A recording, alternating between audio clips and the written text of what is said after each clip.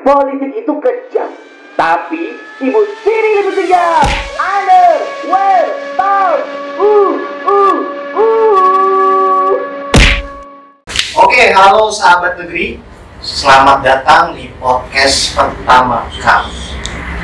Nah, di podcast pertama ini kita bakal ketemu dengan Bang Hari Darmanto, Ketua Bawaslu Kaltim yang baru aja dilantik bulan September kemarin di Jakarta.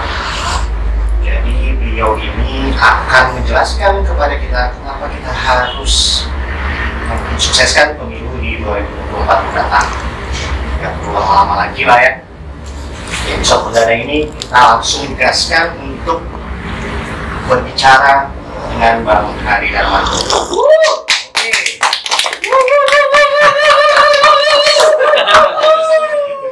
Hari Darmanto, Bang Hari. Thank you Bang buat kesempatan yang luar biasa ini. Wih. Asik ya. Ya. Ini dia ya. Bang Hari Darmanto. Ini aneh, kayak romantisme gitu loh. Ya, di kafe-kafe gitu ya. Ya. Tinggal makan malamnya jadi candlelight dinner. Ya. Jadi Bang Hari Darmanto, terima kasih banyak Bang udah datang di podcast Sahabat Negeri, podcast perdana dari ibu kota negara yang baru. Sebuah kehormatan bisa menjadi tamu pertama di sini. Asik. Ya. Bang Hari, sehat Bang? Luar biasa. Kemarin habis lari 5 kilo. Ini dalam rangka apa? Mempersiapkan diri menuju 2020. Iya, negara ini harus dijaga dalam keadaan sehat ya. Iya. Sehat badan, pikiran. Oke. Jadi Bang Hari tadi, ini pertemuan kedua sebenarnya saya bertemu dengan Bang Hari. Oh. Pertama waktu di kedai setiap hari, kemudian di Sahabat Negeri. Asik ya. Setiap hari kita di Sahabat Negeri. Asik. Iya Bang Hari, di pertemuan pertama kemarin sebenarnya banyak hal yang Bang Hari sampaikan itu menarik buat saya secara pribadi. Karena awal mulanya saya itu tidak menyangka Ketua Bawaslu kita ini kok kayak layaknya seorang orator ya. Iya, banyak hal yang keluar dari mulut Bang Hari itu seperti ingin memperkokoh simbol-simbol kerakyatan menuju demokrasi yang berintegritas. Maksudnya simbol kerakyatan menuju pemilu 2024 ini apa Bang Hari? Apa ya, kami di Bawaslu ya beranggapan ya bahwa pemilu ini pesta rakyat begitu ya. Bukan hanya pesta rakyat tapi juga pesta pikiran kan. Karena kalau kita lihat ke teksnya ya, dia sarana kedaulatan rakyat untuk memilih pemimpin. Nah, tapi kita punya jejak proses pemilu yang sangat akrab dengan sentimen daripada argumen gitu. Misalkan isu soal politisasi SARA gitu. Kemudian isu SARA, agama, ras, ya. Kemudian politik uang gitu. Akhirnya menggeser proses kedaulatan rakyat untuk memilih itu melalui argumen atau pikiran kepada sentimen, siapa yang dekat ya, siapa yang memberi lebih banyak, dalam hal ini misalkan uang, siapa yang mayoritas atau dominan ya, yang dekat dengan seseorang pemilih misalkan. Ya meskipun dalam ruang demokrasi boleh jadi itu terbuka ya. Apalagi dalam kontestasi jumlah orang yang merebutkan kursi itu lebih banyak daripada kursi yang tersedia. Akhirnya semua instrumen digunakan. Nah meskipun kita punya, kalau dalam hukum pemilu ada instrumen hukum pemidanaan atau hukum administrasi yang berujung pada sanksi ya kepada seorang yang melakukan perbuatan pelanggaran, yang tujuannya untuk menata demokrasi sebenarnya. atau menata proses pemilu kita menjadi pemilu yang beradab, maksudnya pemilu yang dituntun oleh pikiran. Nah, itu yang Bang Hari maksud juga sebagai kausalitas ya? Iya, kausalitas bahwa ada proses yang berkesinambungan ya, bahwa ada hukum sebab akibat, bahwa jika misalkan kita pakai asumsi bahwa jika pemilu itu digerakkan oleh sentimen, maka akhirnya kebijakan terhadap publik ketika penguasa ini dipilih boleh jadi dirintangi gitu ya. Bang Hari, sebagaimana sentimen yang Bang Hari uraikan tadi. Sentimen. Aku ya? Iya. Aku ya? Itu biar jangan lupa subscribe ya habis ini ya. Atau mejanya disingkirkan ya biar kopinya. Oh iya, boleh lah. Kita seruput dulu. Teman-teman juga bisa sambil ngopi ya. Jangan lupa ngopi-ngopi. Iya. Ini apa, cameo ya? Iya, cameo. Aja. Mantap. Tarik dulu ya. Waduh. Sumpah. Nah, begitulah kira-kira. Jadi peran Bawaslu sebenarnya kepingin kami kalau lihat dari sisi normatif ataupun dari sisi nilai yang kita bawa ya, bahwa peran kita itu sebenarnya pingin kompetisi ini melahirkan banyak para pemikir gitu kan, atau DPR, calon DPR atau calon kepala daerah, calon presiden, itu sebenarnya para pemikir intelektual ya, yang menawarkan pikiran untuk Indonesia atau untuk negeri lah ya.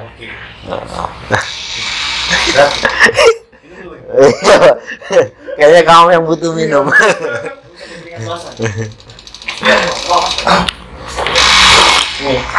Sebelum podcast ini dimulai kami udah ngopi duluan sebenarnya. Jadi teman-teman penonton juga boleh lah sambil ngopi. Ini bakal panjang banget karena kita bicara soal negara. Mas Hari, kalau dilihat dari latar belakang Bang Hari ini kan pasti lengkap dengan organisasi ya Bang. Sebelum kita masuk ke poin-poin yang lebih spesifik gitu lah gitu. Yeah. Terpikirkan nggak pada saat itu Bang Hari akan memimpin Bawaslu, yang mana pasti pada era Bang Hari sebelumnya itu kan pasti berpikir soal idealnya demokrasi kita itu harusnya seperti ini loh.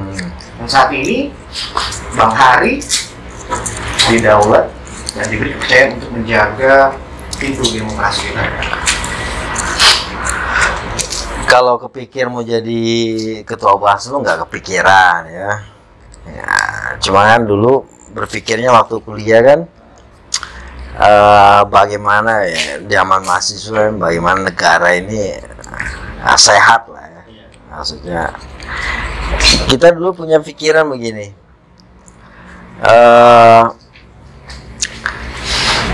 kapan atau sedetik saja kita melupakan tentang negara ini, saat itu kita sedang menumbuhkan bibit tirani dalam kekuasaan, begitulah ya.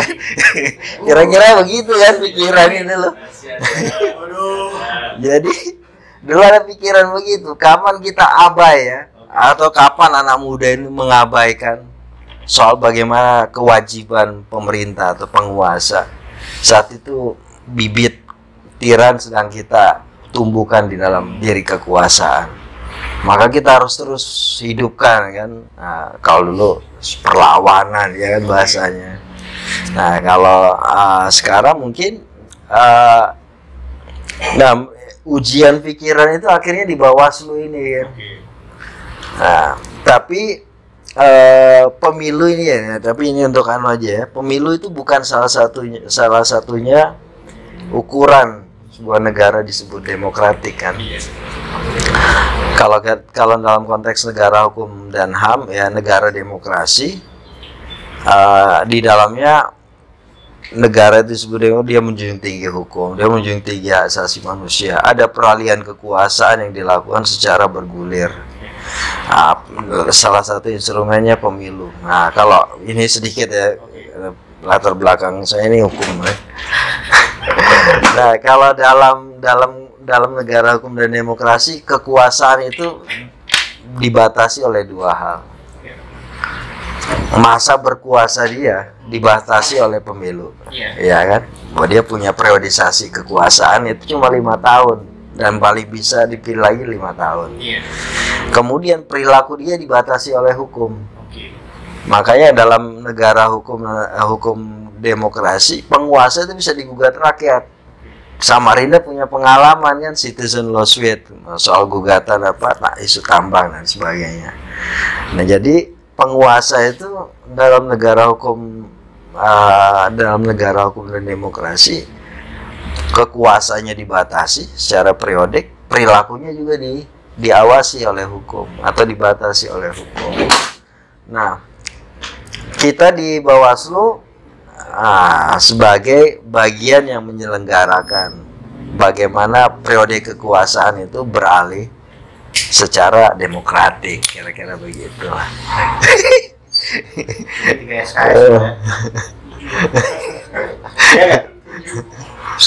Bakar dulu Bang rokoknya, Bang. Oh iya. Nanti kalau aku nanya terus udah terbakar-bakar tuh rokok.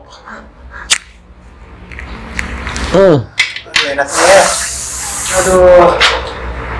Oke, lanjut. Bang Hari,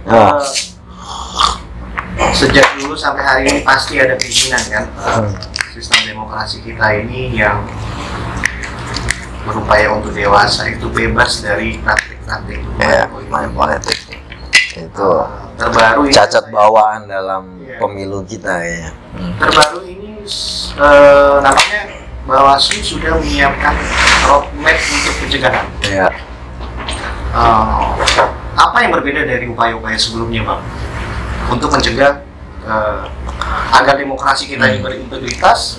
Otomatis money politik harus dibasmi lah, gitu ceritanya. Nah, kalau dalam roadmap pencegahan yang disusun di Bawaslu Kaltim, sebenarnya kita mengajak semua jajaran ya untuk membangun instrumen pencegahan dari setiap tahapan. Misal tahapan pemutahiran data pemilih, kita akan membuat bacaan soal potensi penyimpangannya apa dalam proses ini. Nah, kemudian ketika potensi itu ditemukan, kira-kira obatnya apa, gitu loh. Ya, kita mengambil sebenarnya prinsip kedokteran ini, bona diagnosa, bona curatio. Diagnosa yang baik itu obat yang baik kan. Nah, kita coba membangun diagnosa ya. Di setiap tahapan ini, diagnosa penyakit yang mungkin muncul apa. Kira-kira peran pengawas pemilu bagaimana. Nah, meskipun di ujung itu kita punya, misalkan setiap penyakit ini ada treatmentnya penanganan pelanggaran misalkan. Nah, kemudian kalau pemutahiran data pemilih ya perbaikan, saran perbaikan dan seterusnya. Kalau seumpamanya pendaftaran bakal calon yang saat ini terjadi, calon perseorangan peserta pemilu, yaitu keberatan dan seterusnya. Nah, itu yang kita lakukan. Di tahapan kampanye juga ada diagnosanya. Potensi anatomi pelanggaran dalam masa kampanye kan kita sudah punya gitu. Nah, itu yang kemudian kita dekati. Kita coba pertebal diagnosa itu, kemudian membuat konsep pencegahan. Di tengah masyarakat yang masih pragmatis saat ini, potensi money politik itu masih tinggi nggak, Pak? Karena seringkali ya, ini kita temui pada saat pemilu ya, selalu menjadi pembicaraan di publik bahwa jangan terima aja duitnya. Soal pilih atau enggak itu kan urusan kita. Kan dulu sempat ada kampanye dulu ketika kita masih kuliah, ambil duitnya jangan pilih orangnya, gitulah, itu sempat aja. Nah, tapi ada hal yang berbeda ya. Bawaslu ini bekerja antara moralitas publik dengan moralitas hukum. Oke. Kalau publik itu kan benar salahnya itu kriterianya abstrak. Ya. Kalau hukum benar salah itu kriterianya tertentu, konkret. Iya. Misalkan benar salah publik tentang money politik ya, atau kita nggak, sebenarnya di dalam hukum pemilu kita nggak kenal diksi money politik. Ini bukan diksi portal kita kenal perbuatan memberikan uang, janji kepada pemilih ya. Nah, kalau dalam moralitas publik ya, yang kriteria benar salahnya itu abstrak, ada partai tertentu, boleh juga ada sentimen dalam di mempengaruhi. Ada seorang caleg, dia datang bagi-bagi uang. Iya. Dia langsung dengan kriterianya bisa menyatakan ada money politik. Iya. Nah, tapi kalau dalam moralitas hukum, ada orang ada seorang ya, dia bagi-bagi uang kepada pemilih, itu harus dicek lagi. Apakah benar orang itu peserta calon. Nah, kalau dia kemudian dibuktikan kembali apakah benar uang yang dibagi-bagi itu dalam rangka mempengaruhi pemilih. Iya kan. Nah, kemudian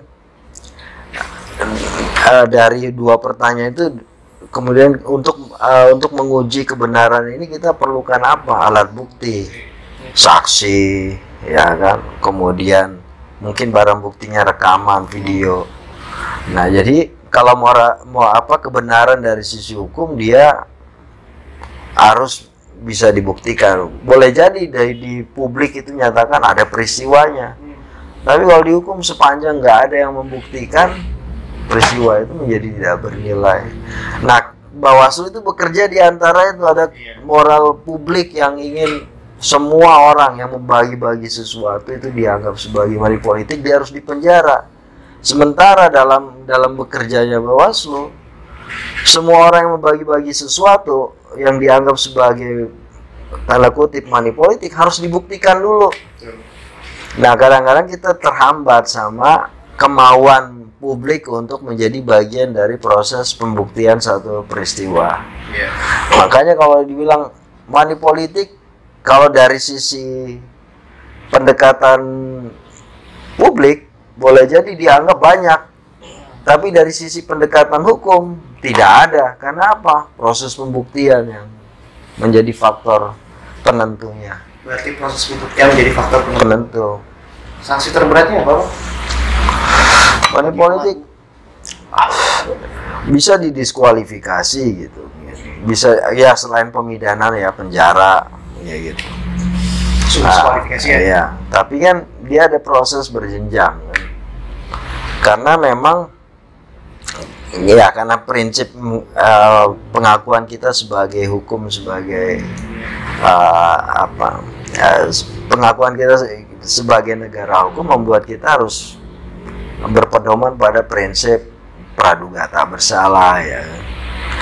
Gitu. Di tahun kemarin ada catatan khusus dari Bawaslu, meskipun ini periode pertama Pak Hari ya, terkait seberapa tinggi sih persentase money politik di Kaltim ini? Apakah Kaltim masuk menjadi beberapa wilayah besar di Indonesia dengan praktik money politik yang tinggi, atau bagaimana Pak? Apalagi kan sayang rasanya kalau Kaltim itu dengan status barunya sebagai ibu kota negara, tapi masih ada praktek-praktek buruk gitu.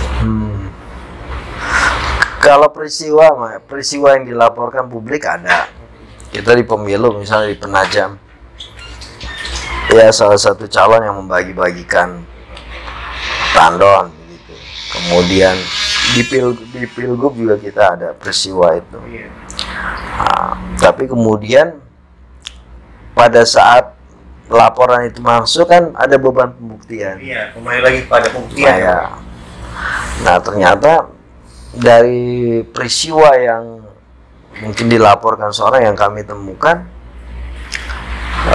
beban pembuktiannya yang menjadi tantangan.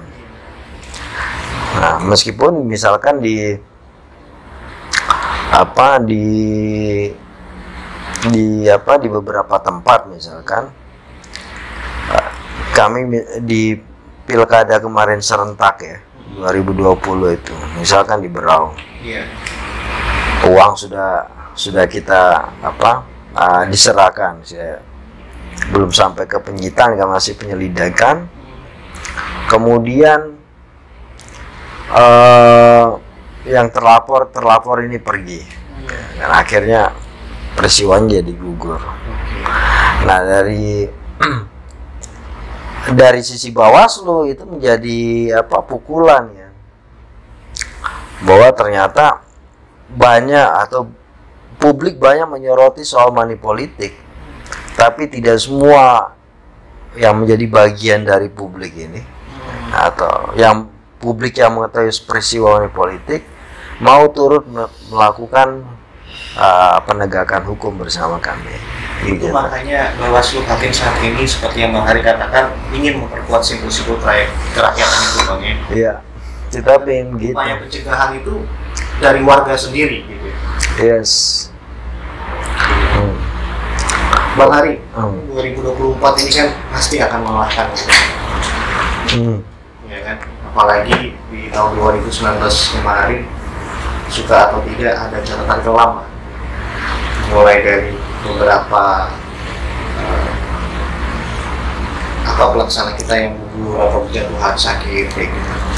Dari Bawaslu Kaltim sendiri, ada nggak upaya yang sudah dilakukan agar pada saat 2024 tidak lagi terjadi hal-hal yang sama kayak gitu? Ya, seleksi kita pasti soal perekrutan pengawas pemilu kita sangat concern dengan catatan kesehatan. Ya, selain soal dia punya pengetahuan kepemiluan dalam konteks pengawasan, dia juga punya ketahanan dari sisi kesehatan. Makanya tadi kemarin saya lari 5 kilo ya, karena memang persiapan diri. Iya. Saya harap juga ya jajaran kami juga membangun kesehatan, karena pemilu ini bukan hanya dijaga oleh pikiran yang waras, tapi juga oleh badan yang sehat. Ini estafet yang sangat panjang gitu ya. Panjang. Ya, makanya memang kecenderungan yang terpilih ini ya memang secara kualifikasinya memenuhi ya, dari sisi pengetahuan, kemudian rekam jejak kesehatannya baik, tidak ada komorbid yang bisa jadi pemicu persoalan ya, kematian. Nah, harapan kita mereka ini bisa menjadi bagian yang menguatkan ya. Kita bicara kesehatan sambil merokok ya. Gak apa-apa. Penting mental sehat dulu pokoknya. Sehat gitu. Tapi kita diangkat aja. Tapi ini ada ya, ini off the record ya. Jadi off the record direkod. Oh iya. Kan bisa dipotong nanti. Nanti aja. Off the record nanti aja. Oh gitu. Jadi gimana ini? Lanjut. Enggak, tapi streaming enggak ini? Aku sampai bikin catatan khusus nih dari redaksi juga nih. Sejauh ini sudah sampai mana sih Bang tahapan yang dilakukan oleh Bawaslu, Bang? Kalau tahapan apa dulu ini? Maksudnya upaya-upaya yang dilakukan sama seperti kayak diskusi-diskusi, agenda-agenda untuk memperkuat simbol-simbol kerakyatan seperti yang Bang Hari. Iya, kan kita mau intervensi ini kan pemilu ini sebenarnya subjek yang yang terlibat di dalamnya, penyelenggara kami ini Bawaslu, KPU, kemudian partai politik ya, di dalamnya ada calon nanti calon anggota DPR dan seterusnya, kemudian tokoh masyarakat ya, kemudian yang kemarin kita ajak diskusi kelompok-kelompok muda yang kita mungkin boleh sebut ya, harapannya mereka menjadi intelektual organik macam cita-cita Gramscian ya. Kemudian TNI, Polri sama ASN, kan itu yang mau kita sentuh ya. Kalau memang TNI, Polri, ASN itu dilarang melakukan politik praktis ya. Tapi kembali bahwa karena mereka punya kewenangan tertentu, itu berpotensi untuk menggerakkan orang lain dengan kekuasaannya, makanya kemudian kita masuk sebagai subjek yang harus kita intervensi, ya. Karena bagaimanapun di masyarakat boleh jadi sangat dipengaruhi sama orang berseragam gitu. Nah, kenapa ASN kita sangat antisipasi dari politik praktis, karena dia berhubungan dengan kepentingan pelayanan publik. Jangan sampai karena ASN itu mendukung calon tertentu, ya, jadi perilaku pelayanan publiknya jadi rendah terhadap masyarakat dari kelompok tertentu. Ada diskriminasi. Nah, kemudian tokoh agama, tokoh masyarakat, ya, kemudian kelompok aktivis. Nah, kita sentuh karena mereka punya, kalau tokoh agama kan dia merepresentasikan nilai agama-agama tertentu, ya, yang bisa menggiring moralitas publik, ya. Kalau anak-anak muda atau teman-teman dari aktivis, mereka boleh jadi kemarin diskusi kita kan kita mengalami surplus demografis, ya, bonus demografis. Artinya mereka ini yang akan menjadi mayoritas pemilih di masa pemilu nanti. Nah, kenapa kita sentuh mereka? Karena memang pendar kesadaran mereka yang kita harapkan bisa menjadi bagian yang menjaga kualitas pemilu. Nah, kemudian penyelenggara, ya, penyelenggara juga menjadi concern kita bahwa memastikan karena penyelenggara ini dia punya potensi, ya, bersentuhan dengan banyak orang, ya. Kemudian dia berpotensi bersentuhan dengan proses rekapitulasi hasil, proses menentukan ada tidaknya pelanggaran. Nah, artinya kita ingin bahwa penyelenggara pemilu kita juga penyelenggara pemilu yang sehat. Ketika instrumen ini bisa bekerja, maka harapannya pemilu kita menjadi sehat. Nah, begitu juga partai politik. Makanya kemudian kami sasar, ya, dalam periode awal Bawaslu Kaltim yang periode ini, kami coba membangun perjumpaan-perjumpaan, ya. Pertama kemarin dengan Dewan Perwakilan Rakyat. Kemudian kemarin kita ketemu juga dengan Wakil Gubernur. Kita akan juga melakukan semacam silaturahmi dengan seluruh partai politik yang menjadi peserta pemilu. Nah, tujuannya sederhana bahwa kita ingin mengajak bahwa pemilu ini harus kita perkaya dengan nilai, nah, ya, bukan kita pertebal dengan sentimen. Nah, kita maunya begitu. Bang Ari tadi sampaikan bahwa Indonesia saat ini kan memang ada bonus demografi.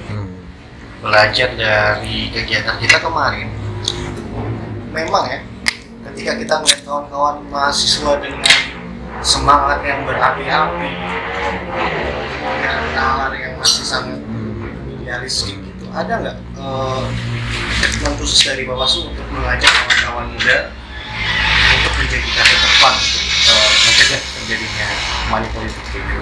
Nah, kita ini lagi rencanain program debat mahasiswa tentang isu money politik. Ini mungkin di bulan Maret akan jalan. Kita undang seluruh kampus di Kalimantan Timur untuk mengirimkan tim debatnya. Itu Maret, ya? Maret. Didahului dengan proposal, ya, proposal tentang bagaimana membangun politik tanpa money politik misalnya. Gitu, ya? Ya. Itu bakal roadshow dari kampus ke kampus? Ya, kita undang semua kampus, nanti mereka akan mengisi, misalkan mengisi aplikasi yang kita berikan. Dalamnya nanti soal tim, kemudian proposal debatnya. Nah, jadi ada tahap pendaftaran dan eliminasi, kemudian ada tahap kompetisi. Tahap kompetisinya nanti di Samarinda. Nuansa intelektual di kampus itu redup, itu sebuah ciri bahwa ada kekuasaan otoriter sedang bekerja, begitulah. Oke. Makanya kita mengukur ini di kampus-kampus ini. Jadi kembali kepada moralitas Bang ya. Inginnya Bang Hari, pemilu di 2024 di tahun ini pengennya lepas ya dari money politik ini. Iya. Kalau kita lihat instrumen hukum di Undang-Undang Pemilu, ada pemidanaan terhadap perbuatan politik, atau ada pemidanaan terhadap mereka yang melakukan kampanye di tempat-tempat masjid misalkan ya, sekolah, kemudian fasilitas pemerintah gitu. Kemudian ada pemidanaan terhadap orang yang melakukan praktek penyebar luasan informasi bohong atau sara. Kemudian pemidanaan terhadap mereka yang mengajak misalkan mengganti dasar negara dan seterusnya. Artinya Undang-Undang 7 ini kita bisa dapat esensinya bahwa mereka pingin ya pemilu ini, mereka yang berkompetisi dalam pemilu, mereka yang bukan orang yang mengajak perpecahan, bukan orang yang jadi lewat money politik, bukan orang yang jadi lewat isu kebohongan dan sara. Nah, artinya orang itu kepinginnya yang didapat itu para filsuf. Iya, ke Undang-Undang 7 itu menginginkan yang duduk di DPR, yang duduk di DPD, itu yang kemudian menjadi presiden itu filsuf. Kalau lihat esensinya Undang-Undang 7. Kenapa ada pemidanaan terhadap yang anti moralitas? Karena memang diharapkan, kalau boleh tanda kutip, yang dimau dari Undang-Undang 7 ini filsuf. Nah, kita tugas pengawas pemilu itu memastikan bahwa filsuf ini tidak tercemar. Oke. Ini tolong didengar baik-baik. Ini Bang Hari. Apa itu? Sebelum sapan terakhir Bang, kasih Bang kata-kata pamungkas biar demokrasi kita ini berjalan dengan integritas dan tanpa money politik. Antara pemilu dengan kebijakan publik itu satu rangkaian yang berhubungan. Ya, kalau kita lihat secara teoritik, peran partai politik itu kan mengartikulasi dan mengagregasi. Dia mengartikulasi persoalan-persoalan publik, kemudian diagregasi dalam bentuk kebijakan. Nah, kalau seumpamanya pemilunya berproses dengan tidak sehat, kita maksudnya di awal kita tekankan, kapan kita mengabaikan soal moralitas itu terhadap proses pemilu, artinya kita sedang menghidupkan bibit-bibit kejahatan atau tirani dalam kekuasaan. Nah, pemilu ini harus kita bangun bersama, kualitasnya lewat ya dukungan terhadap penyelenggara ya dalam penegakan hukum pemilu, maka berkenanlah untuk menjadi saksi, melaporkan atau mencegah terjadinya pelanggaran, sehingga kontestasi kita menjadi sehat. Kemudian yang dipilih nanti orang-orang yang sehat, yang terpilih adalah orang sehat, maka kebijakannya juga sehat untuk publik, kira-kira gitu ya. Aku sampai speechless soalnya, makanya aku bingung. Di closing. Dari pimret saya di depan ini kita closing. Tapi sebelum di closing, kalian jangan lupa subscribe ya. Dan sampai ketemu di podcast selanjutnya di Sahabat Negeri. Oke? Ciao.